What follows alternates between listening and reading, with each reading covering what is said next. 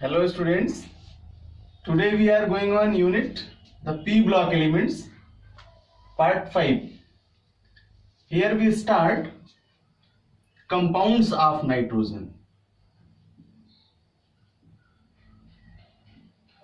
और इससे पहले पिछली क्लास में हम लोगों ने प्रॉपरली नाइट्रोजन का स्टडी किया है.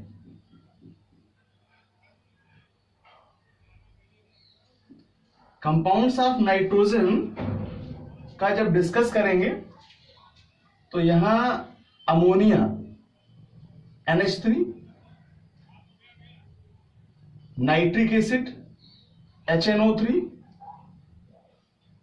नाइट्रस ऑक्साइड N2O, इस तरह इसके कंपाउंड्स की प्रेजेंस है.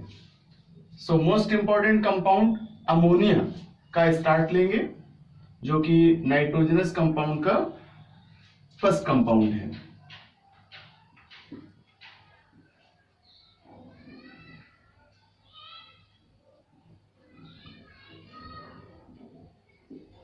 Molecular formula of ammonia is NH3. Covalent compound है. स्ट्रक्चर जान लें इसका.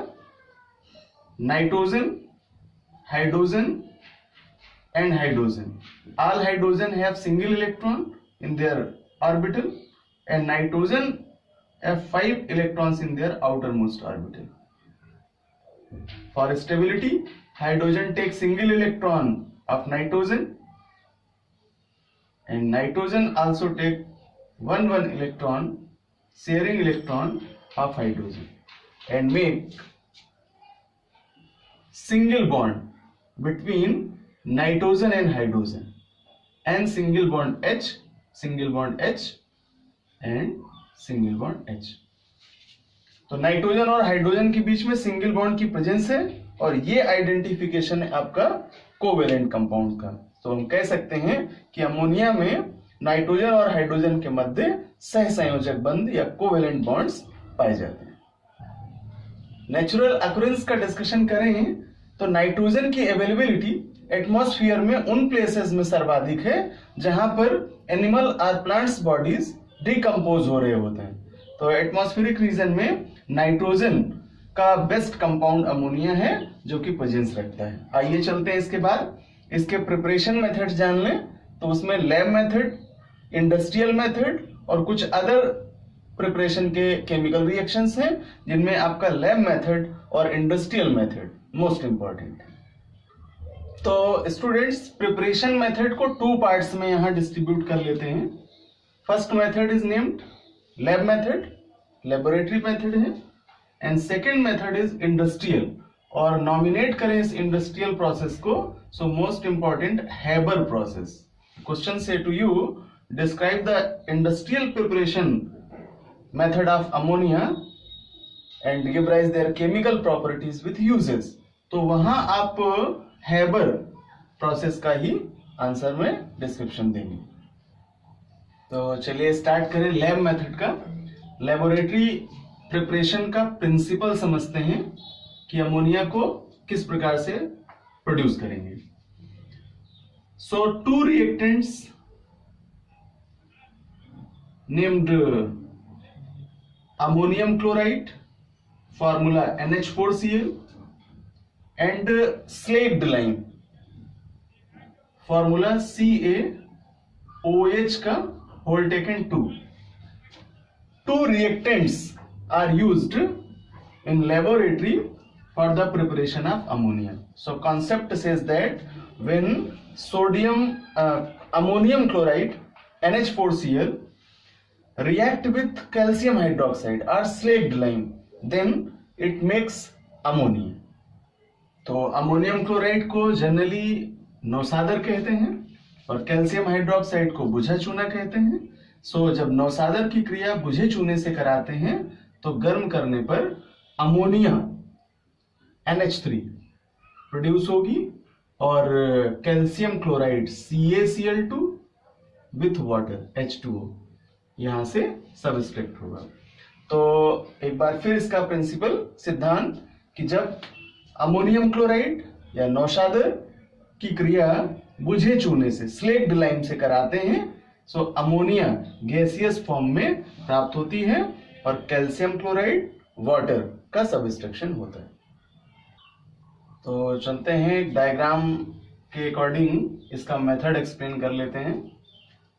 इन लैब मेथड ऑफ अमोनिया के लिए फ्लास्क में अमोनियम क्लोराइड NH4Cl और स्लेक्ड लाइम CaOH का whole taken 2 substance are taken as a main reactant. Mouth part पर कनेक्टिंग ट्यूब लगाते हैं और इसे हार्ड ग्लास की एक ट्यूब से कंजुगेट कर देते हैं। यहाँ मिड में ड्राई लाइम के पीसेस रखे होते हैं, अर्थात शुष्क चूने के टुकड़े रखे होते हैं, और इसका लास्ट सिरा कनेक्टिंग ट्यूब से एक एयर में उल्टा लगाए गए गैस जार से कर देते हैं और जो इक्विपमेंट्स है उसको अकॉर्डिंग टू डायग्राम एडजस्ट कर लेते हैं।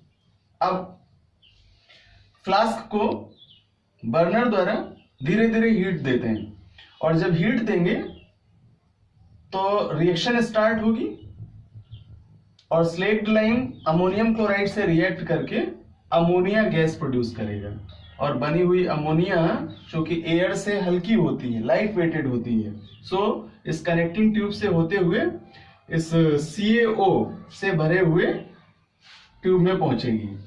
यहाँ कुछ मॉइस्ट भी है, नमी भी है वाटर की या स्टीम की। सो CaO के पीसेस द्वारा यानी शुष्क चूने के टुकड़ों के द्वारा इस मॉइस्ट को यहाँ एब्जॉर्ब कर लिया जाता है और इस तरह ड्राई अमोनिया या शुष्क अमोनिया इस एयर में लगाए गए उल्टा जार में यहाँ पर कलेक्ट कर ली जाती है। तो इस तरह से लैब में अमोनिया को निर्मित कर लिया जाता है। So now we explain this method shortly. In this process ammonium chloride NH4Cl is heated with slaked lime CaOH का whole taken 2 in a hard round bottom flask. Ammonia evolved is directly passed over quicklime and collected in a gas jar by downward displacement of air. तो चलिए जान लेते हैं इसकी properties को। पहले discuss करेंगे फिजिकल प्रॉपर्टीज का और देन केमिकल प्रॉपर्टीज का। So first point, ammonia is colourless and it's physical state is gas, अर्थात यह रंगहीन गैस होती है। मॉलिक्यूलर वेट 17 है जबकि डेंसिटी इसका घनत्व 8.5 होगा। सॉल्युबिलिटी इन वाटर चेक करें तो more than soluble, quick soluble in water, effective है वाटर के साथ में। और क्वेश्चन करता है कि how to you prove that ammonia is quick soluble in water. तो एक छोटा सा एक्सपेरिमेंट है सॉल्युबिलिटी चेक करने का कि यहां पर एक वाटर वेसल में वाटर लिया जाए और एक नैरो ट्यूब के माध्यम से एक अमोनिया बैलून को कनेक्ट किया जाए। ऐसा बैलून जिसमें अमोनिया भरी हुई है और कलरलेस है, गैस फॉर्म में है, और यहां से पंप मोटर के द्वारा इस वाटर को इन करते हैं। चूंकि नैरो ट्यूब है तो ये वाटर यहां ड्रॉप के रूप में टूटता है, लाइक एज ए फाउंटेन। इस तरह से क्विक रिएक्ट करता है अमोनिया के साथ में ये वाटर, और ये जो वाटर ड्रॉप्स हैं यहाँ पर लाइट पिंक कलर के हो जाते हैं, गुलाबी रंग के हो जाते हैं। क्यों? तो रिएक्शन जाएगी NH3 plus water H2O, react करेंगे तो कन्वर्ट करेंगे NH4OH में, अर्थात अमोनियम हाइड्रोक्साइड का फॉर्मेशन होने से ये इस तरह का एक्सपेरिमेंट क्रिएट होगा। सो ये प्रूव करता है कि ammonia is soluble in water, बल्कि क्विक सॉल्युबल इन वाटर, जल्दी से जल के साथ में अमोनिया घुल जाती है। कुछ अदर पॉइंट्स का डिस्कशन करें। So order of ammonia is strange, बहुत ही तीक्ष्ण गंध वाली गैस है और इसे स्मेल करने पर आंखों में टीयर्स आ जाते हैं, इसलिए इसे टीयर गैस या अश्रु गैस भी कहते हैं। फ्लेमेबिलिटी की बात करें तो ये ना तो स्वयं से फ्लेमेबल है और ना ही ये कैपेसिटी रखती है अदर सब्सटेंस के लिए, बट अगर इसको फ्लेमेबल मीडियम अवेलेबल कराए जाएं देन उन पदार्थों को यह फ्लेमेबल कर देती है। तो ऑक्सीजन की अवेलेबिलिटी में ये इस तरह का केस होगा। और अगर हम एक जलती हुई कैंडल को अमोनिया से भरे हुए गैस जार में ले जाएं तो वह बंद हो जाती है, बुझ जाती है, जिससे प्रूफ होता है कि अमोनिया में फ्लेमेबल कैपेसिटी नहीं पाई जाती। तो नाउ डिस्कस करेंगे इसकी केमिकल प्रॉपर्टीज का।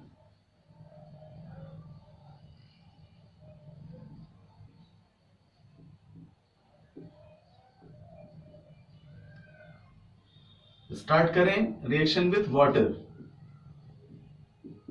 जैसा रिएक्शन देख पाए हम लोग कि हाइड्रोक्साइड का फॉर्मेशन करेगी। सो NH3 plus H2O gives out NH4OH. So we says that when ammonia react with water, then it makes ammonium hydroxide. Second, इसको हम दो तरह से कह सकते हैं। एक तो प्रॉपर प्रॉपर्टीज है कि इसका बेसिक नेचर प्रूव करते हैं, basic nature of ammonia, and also this reaction named reaction with acids, अम्लों से क्रिया। So we says that when ammonia react with acids like as a HCl, like as a H2SO4 and etc acids, then it produced their salts, यानी इसमें salt formation की capacity पाई जाती है, इसलिए इसका जो नेचर है उसे बेसिक नेचर मानते हैं। रिएक्शन में चलें। सो NH3 रिएक्ट कराएं इसका HCl से और साल्ट प्रोड्यूस करेगी NH4Cl, और इसी तरह से ये अदर साल्ट्स अदर एसिड्स के साथ में बनाती है। जैसे सल्फ्यूरिक एसिड एग्जांपल लें तो NH3 H2SO4 से रिएक्ट करके अमोनियम सल्फेट साल्ट बनाएगी। NH4 का होल टेकन 2 एंड SO4 यहां ट्वाइस कर लेंगे, और नाइट्रिक एसिड से ammonium nitrate NH3 plus HNO3, और ये डेवलपमेंट करेगी यहां से NH4NO3 का, NH4NO3। तो इस तरह हम इन रिएक्शन से जान पाए कि जब अमोनिया एसिड से रिएक्ट करती है तो साल्ट प्रोड्यूस करती है। इसका यही नेचर बेसिक नेचर कहलाता है। सो क्वेश्चन कि अमोनिया के बेसिक नेचर को समझाइए, क्षारीय गुण को समझाइए। तो नेक्स्ट प्रॉपर्टी समझ लें, रिएक्शन विथ क्लोरीन, और इसे रिएक्शन विद हैलोजन भी कह सकते हैं, क्योंकि हैलोजेंस में क्लोरीन ब्रोमीन आयोडीन का रिएक्ट कराते हैं। मोस्टली क्लोरीन रिएक्टेबल है अमोनिया से, लेकिन यहां पर इसके दो केस हैं। एक अमोनिया की अधिक मात्रा हो और क्लोरीन की कम मात्रा हो तब, और दूसरा इसका उल्टा करें कि अमोनिया की लो क्वांटिटी हो और क्लोरीन एक्सेस में हो, देन क्या रिएक्ट होगा। तो पहले जान लेते हैं कि अमोनिया का यदि एक्सेस हो और क्लोरीन लो क्वांटिटी में हो देन क्या होगा। तो कॉन्सेप्ट है कि अमोनिया की क्वांटिटी हायर हो देन नाइट्रोजन गैस प्रोड्यूस होगी, और अगर क्लोरीन का एक्सेस क्वांटिटी है तो वहां नाइट्रोजन ट्राई क्लोराइड का फॉर्मेशन होगा। So first reaction, ammonia react with chlorine and produce nitrogen and subtract HCl.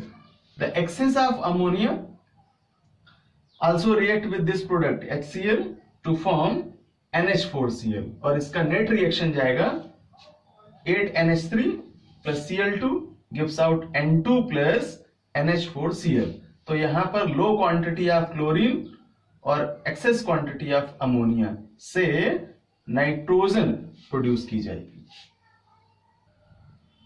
तो डिस्कस करें सेकेंड पार्ट का। इसके यहां पर क्लोरीन का एक्सेस है और अमोनिया लो क्वांटिटी में है, तो excess of chlorine quantity react with ammonia and form nitrogen trichloride NCl3 का फॉर्मेशन करेगी।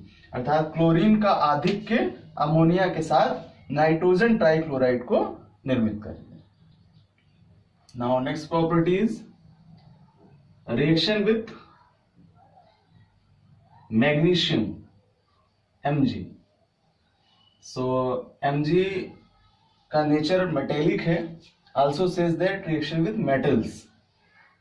Mg का रिएक्ट अमोनिया से करें देन मैग्नीशियम नाइट्राइड का फॉर्मेशन होगा Mg3N2 और हाइड्रोजन का सबस्ट्रक्शन होगा H2 का। तो यहां पर थ्राइस कर लेंगे और अमोनिया में ट्वाइस कर लेंगे, देन हाइड्रोजन 3 हो जाएंगे। So we says that magnesium nitride का निर्माण होगा।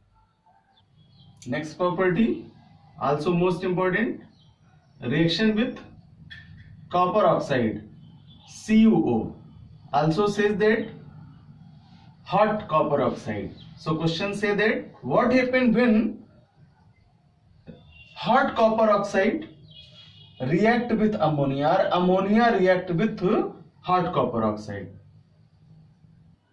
According to this reaction, इसका कॉन्सेप्ट है, प्रिंसिपल है कि जब हॉट कॉपर ऑक्साइड में अमोनिया को पास करते हैं तो नाइट्रोजन गैस को रिलीज करेगा एज अ मेन प्रोडक्ट और बाकी के सबस्टेंस इसके सबस्ट्रैक्ट हो जाएंगे।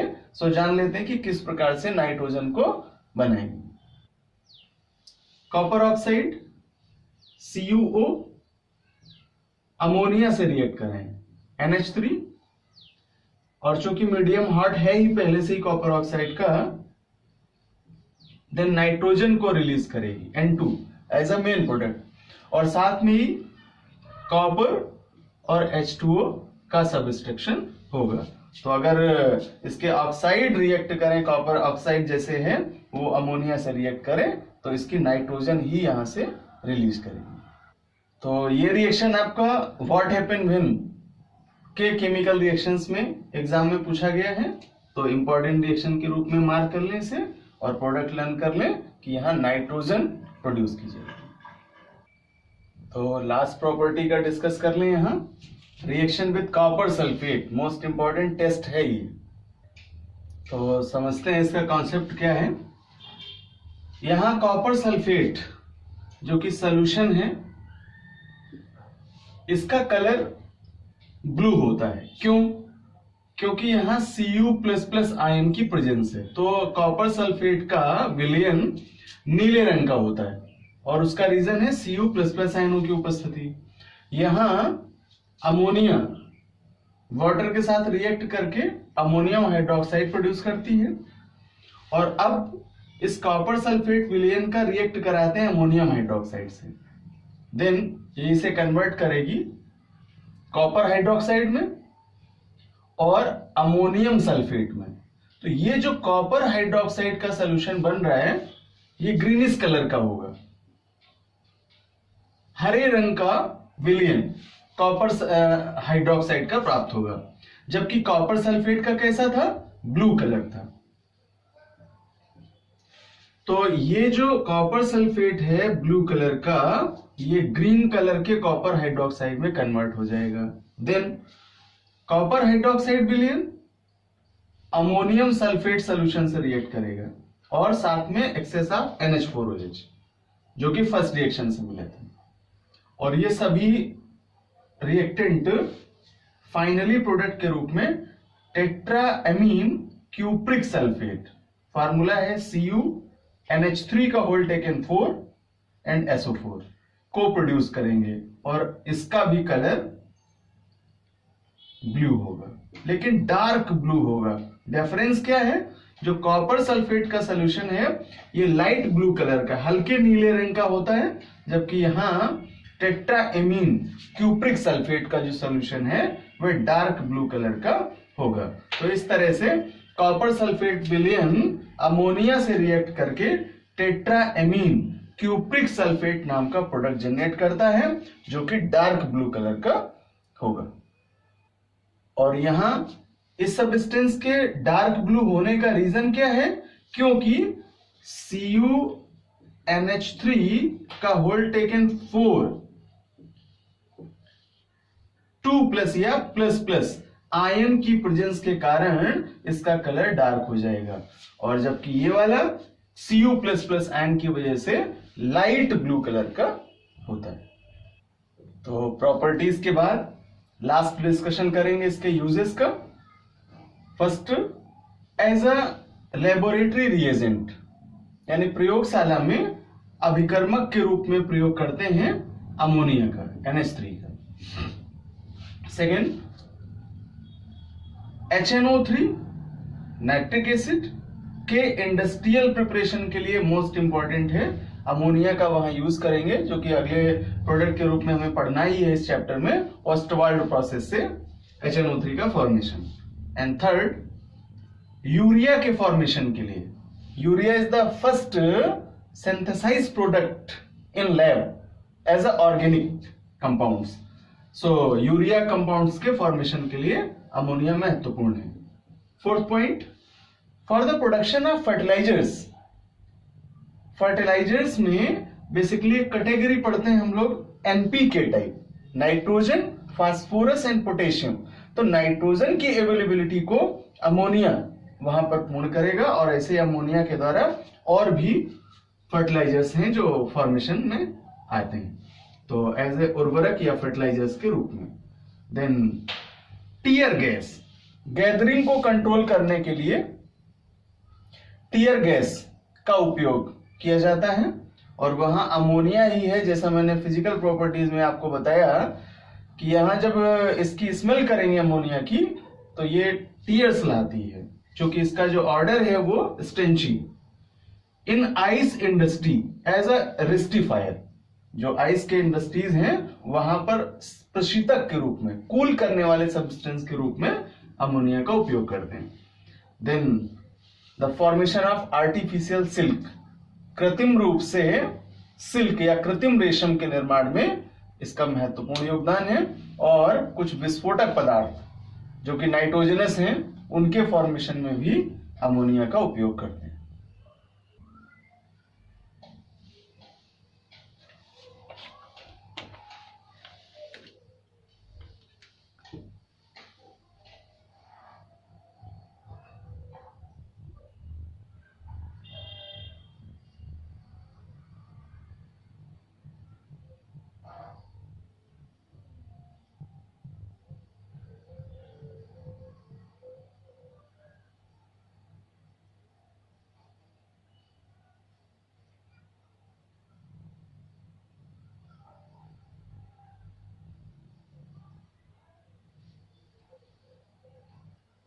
तो बच्चों, लैब प्रिपरेशन मेथड को कंप्लीट करने के बाद अगले पार्ट में हम लोग इंडस्ट्रियल प्रिपरेशन मेथड का स्टडी करेंगे।